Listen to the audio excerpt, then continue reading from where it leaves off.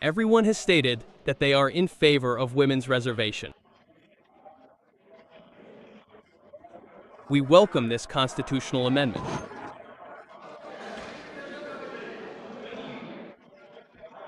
But if we examine it closely, all the members of India have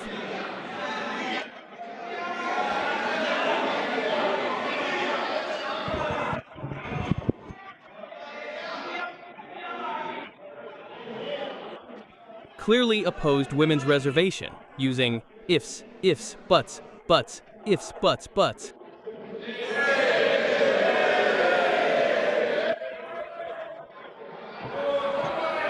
And sir, in many places, it appeared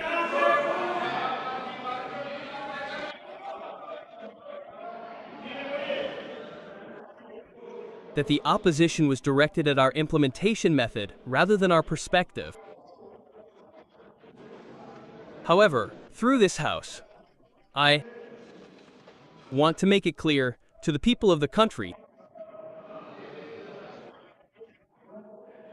that this opposition is not against implementation.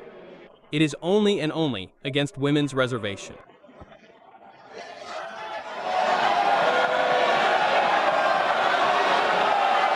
And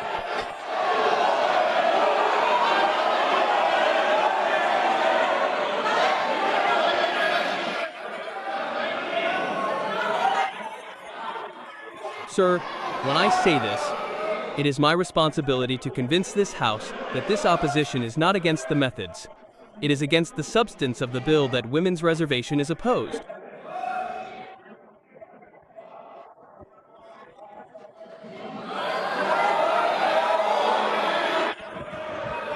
Sir, please.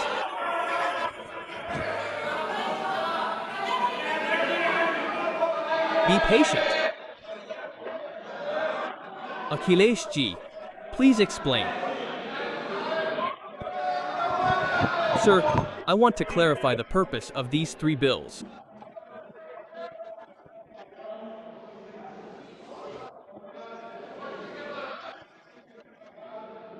The primary objective of the government and our leader, Narendra Modi, is to implement this constitutional reform, which empowers women in a timely manner, so that the 29 elections are held with women's reservation.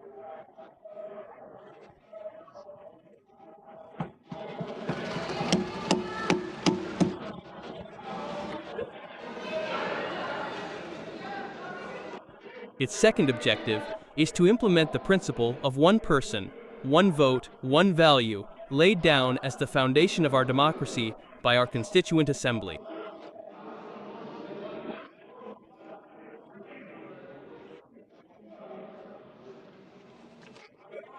This entire House of Representatives has 543 members. Some have 3.9 million voters, some have 60,000.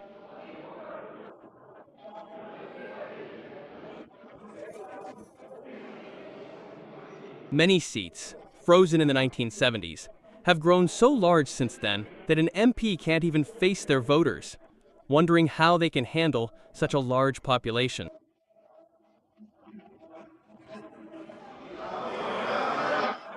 Voters have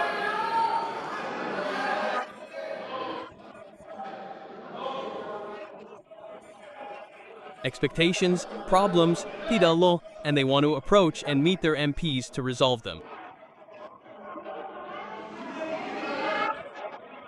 Can any of those protesting in the House explain to me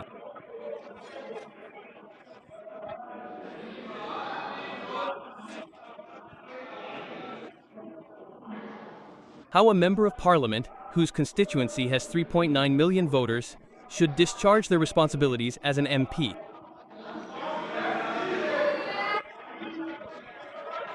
Keeping this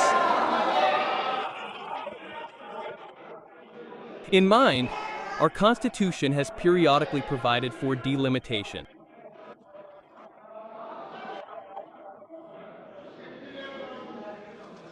And amendments The delimitation provision itself provides for an increase in the number of SC and ST seats as they grow.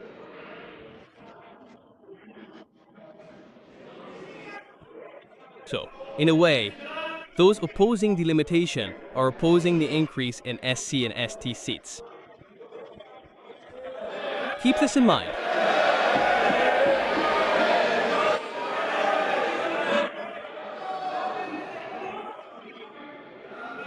Sir, the Constitution has entrusted the government with the responsibility of creating a balanced, inclusive, and practical democratic structure.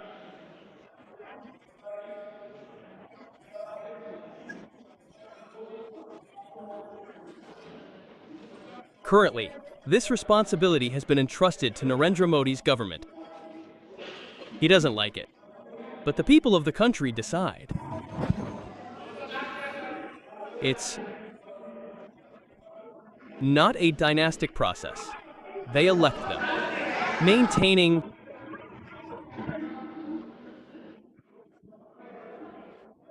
federal balance, ensuring representation in the Lok Sabha in accordance with population, and balancing the powers of the states are the objectives of delimitation as stated in the Constituent Assembly discussions and the Constitution's mention of delimitation.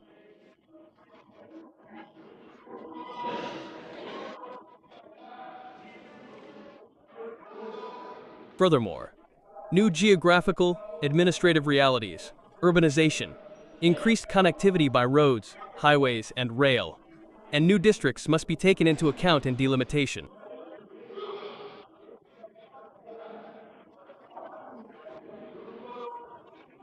All these factors are crucial for a member of parliament to perform their duties. Honorable Sir, Articles 81, 82, and 170 of the Constitution enshrine all these principles. And the government, under the leadership of Narendra Modi, has introduced these constitutional reforms to fulfill them.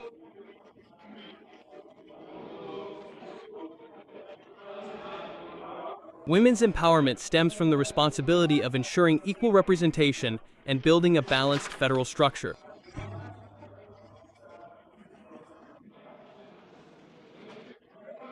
Honorable Sir, many members expressed various concerns, asking why it was introduced now. So, I would like to point out that the Nari Shakti Vandan Act mentions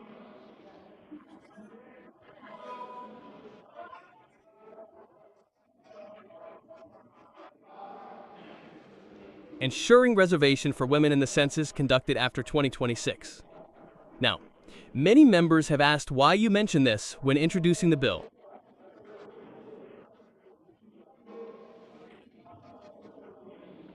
Honorable Sir, we did not conduct the census after 2026. In 1971, their government was Indira Gandhi's government. It was frozen then. And because of that freeze, we had to mention it. They raised the number of frozen seats. Only then does the Nari Shakti Vandan Act get implemented. That's why we introduced it. And the number of seats has remained frozen since 1971. And before we go, Hada, I'd like to mention a few seats. Your Honor, Malkajgiri, Telangana, with 4.8 million voters. Bengaluru North, 2.9 million. Bengaluru South, 2.9 million. Ghaziabad, from where the defense minister was once an MP, with 2.8 million. Northwest Delhi, 2.7 million. There are 127 seats, Your Honor, with more than 2 million voters. More than 2 million. Now, can someone please tell me, how can an MP with 4.8 million voters match the expectations of those 4.8 million voters? Fulfilling this? Hey Akhilesh Bhai, this is a level-headed conversation, friend. Where are you building a Kendriya Vidyalaya right now? The time will come. Your Honor, let them speak, so we can understand the level. Mr. Shah, Chairman ASIS Koim, Mr. Chairman, ASIS. The figures you're citing, Honorable Minister. We just want to know which census these figures are being based on. Anis, because the Ghaziabad figures being reported are very low. In today's circumstances, they could be double that. That's what I'm saying. This is old. That's what I'm saying. If you allow delimitation, new ones will emerge. Instead of 1, 2 seats will be created. Sir, they don't even know whether they're arguing in favor of their position or against it. Sir, there are 127 seats with more than 2 million voters.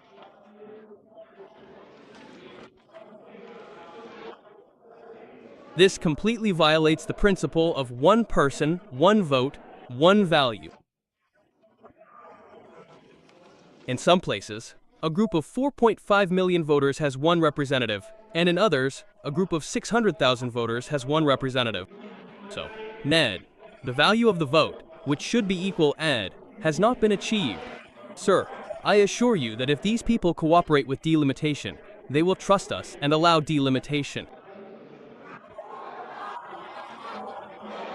The value will become equal.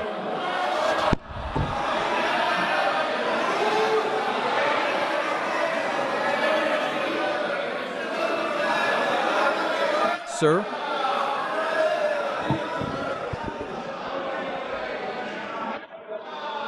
Sir, I also want to delve into its history.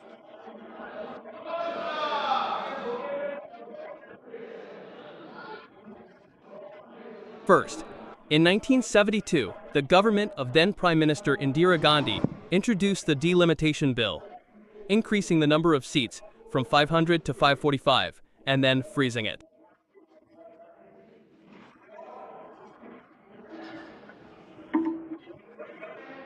In 1976, to retain power, the 42nd Amendment imposed a moratorium on delimitation during the emergency. Indira Gandhi was then Prime Minister. A law was passed to stop delimitation, and look how powerful this gentleman is. Sitting in the opposition, he wants to ban delimitation. But even then, it was the Congress Party that deprived the people of the country of delimitation, and it is still doing so today.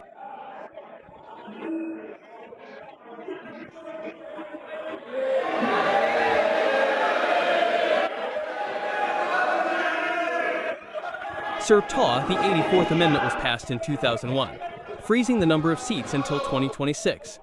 So, Lai, he's saying,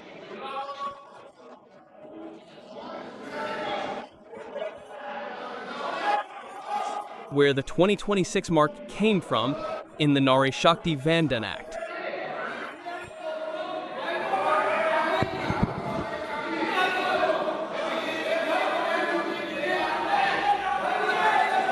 Let me explain. Wait a second. Sir, he's saying it was Vajpayee. Vajpayee was a very learned man. He knew him, so he didn't even try and pushed Indira Gandhi's bill forward. But we thought you would support us, so we introduced the bill. And now you're trying to sabotage it. Could Vajpayee have imagined this? Vajpayee knew the Congress Party much better than us, having spent 19 months in jail.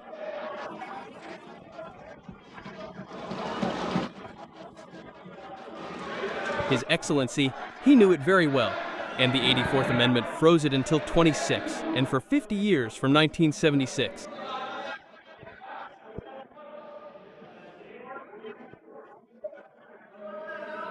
To 2026. What needs to be removed from the record? Please, Mr. Speaker, please, sit down. I'll tell you, let me decide. Don't you do it? Please, sit down. I respect him. Honorable Speaker, from now until the end, If any unparliamentary words are uttered due to the flow, you yourself should remove them. Don't give him a chance to speak.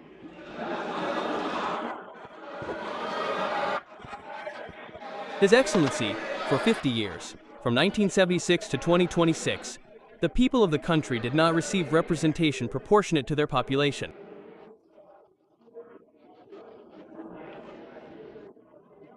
This limit expired in 26.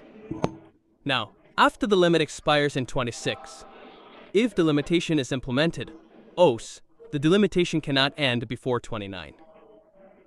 Because the Delimitation Commission has a rule that requires a public hearing in every constituency.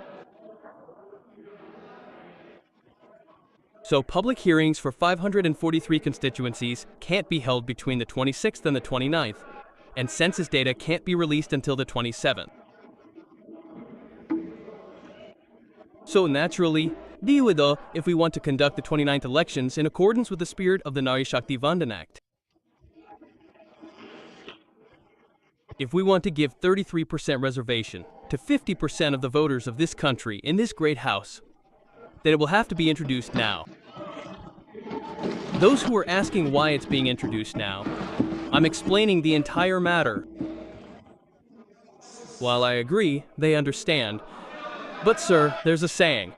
You can awaken a person who is asleep. No one can awaken someone who is awake. Everyone understands this, but they want to create a misconception. Sir, in 1976, the population of this country was 547.9 million, and today it's 1.4 billion. So, they believe that the number of MPs should be the same as the number of MPs for a population of 1.4 billion.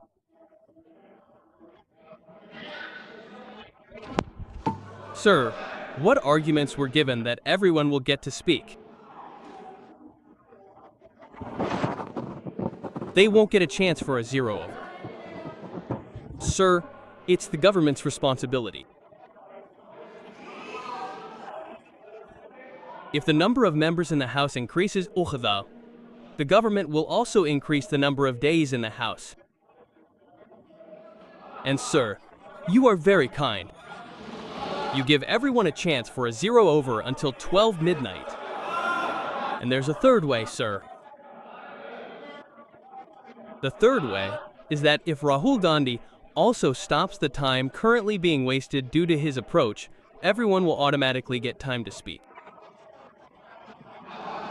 If they also stop the time wasted by protests and organizing protests, Mauni Hala Hudi, then the government will increase some, Mauni, Rahul Gandhi will increase some, Mauni Hala, and you will increase some, Soni. So no one needs to worry about time. Respected sir, the Delimitation Commission is a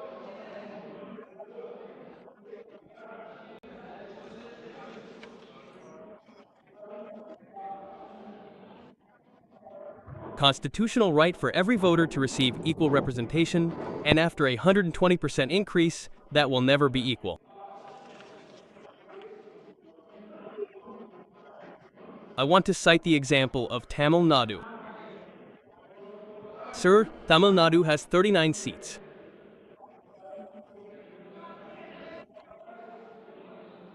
Currently, if we reserve these 543 seats based on the DMK, 13 seats will be reserved for women, and 26 will remain open.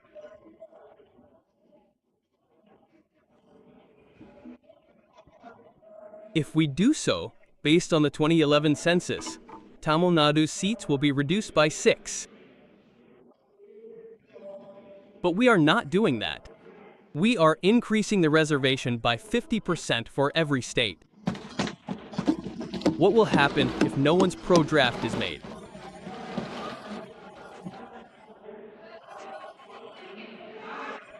"20 seats will increase from the 59%, and 39 seats will remain open for women, and 20 seats will remain reserved for women."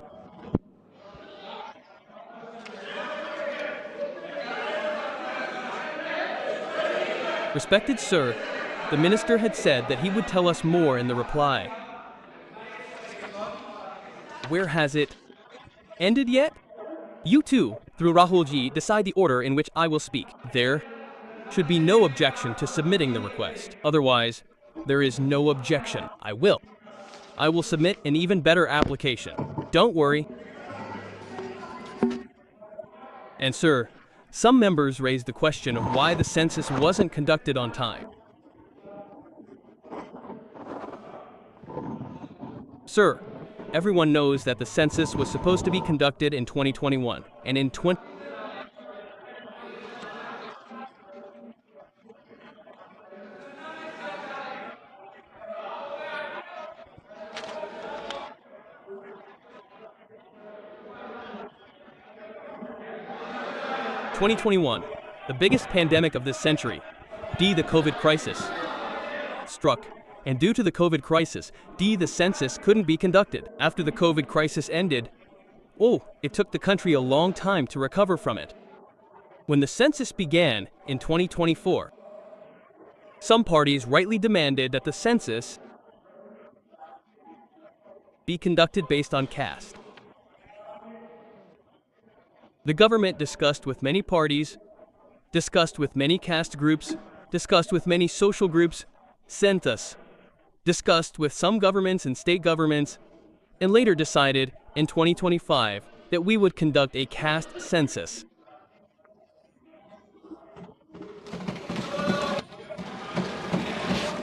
Sir, and after this decision, when the census is being conducted now, when actors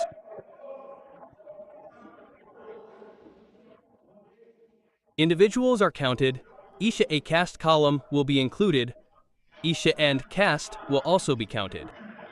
This is certain.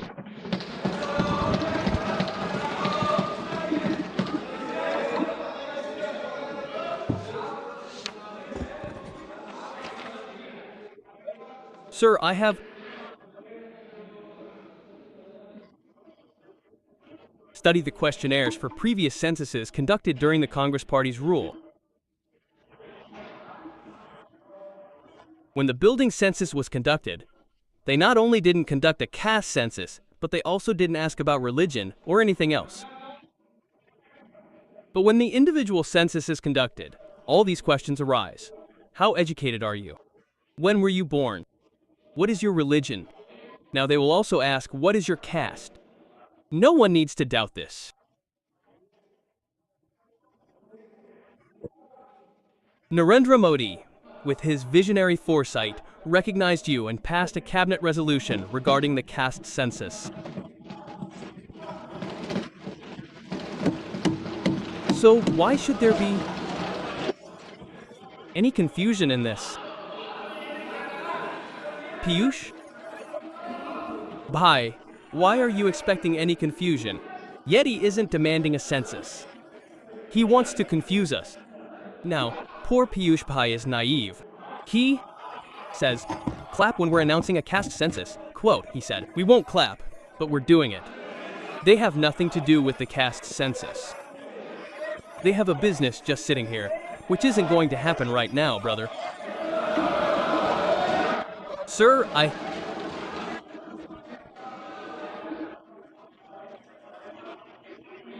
want to clarify once again to avoid any confusion among the 1.4 billion people that the decision taken by Narendra Modi's cabinet to conduct the caste census was made in the cabinet resolution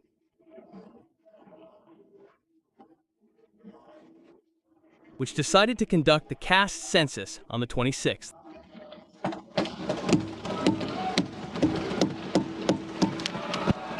And sir,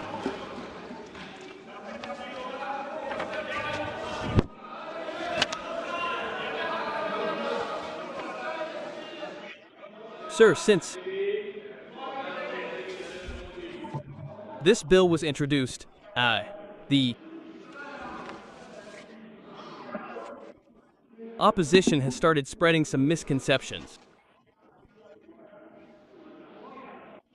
The first one was that this was being done to postpone the caste census. We have brought this constitutional amendment to postpone the caste census. I want to tell them, sir, We have already announced the complete timetable for the caste census 3 months ago. There is no question of postponing it. The caste-based census has already begun. Its first phase is currently underway.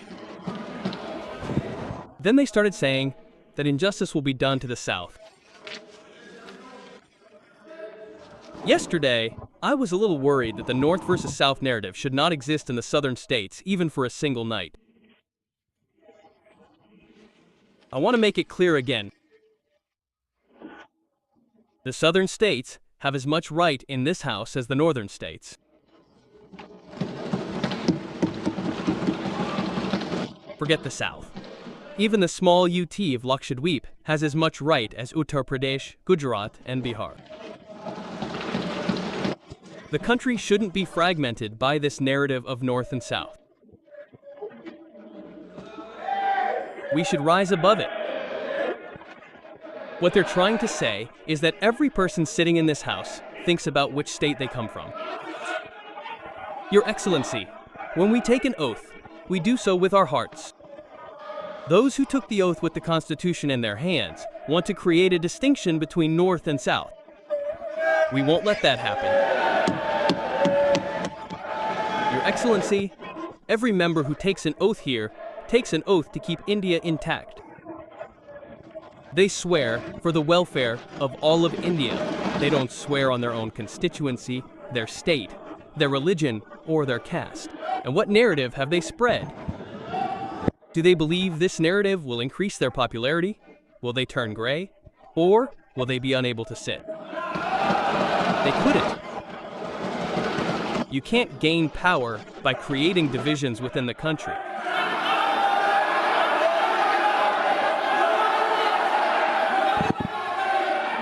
Your Excellency,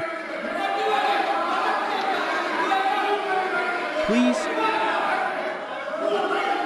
sit down. Why are you so angry? Don't get so angry, please. The Maharaja doesn't get so angry in the house. Be quiet. Sir.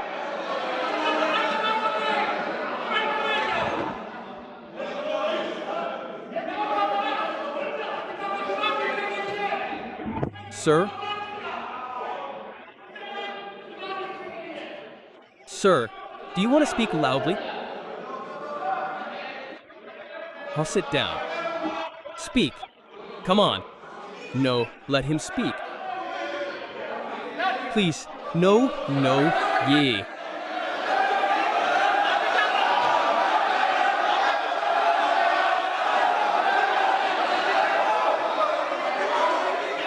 This is discrimination on top of discrimination.